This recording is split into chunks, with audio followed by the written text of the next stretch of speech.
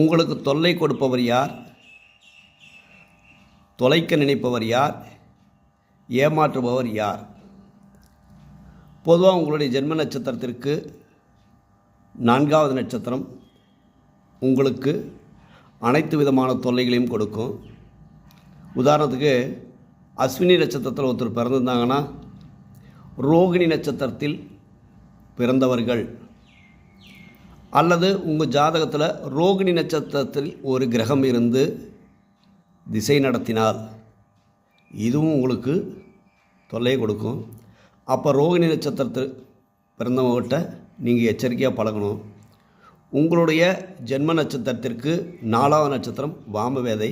அப்போ 4வது நட்சத்திர நபர்கிட்ட நீங்கள் கடன் கொடுப்பதோ நட்புகள் வளர்த்து கொள்வதோ உங்களுக்கு சிரமங்களை ஏற்படுத்தும்.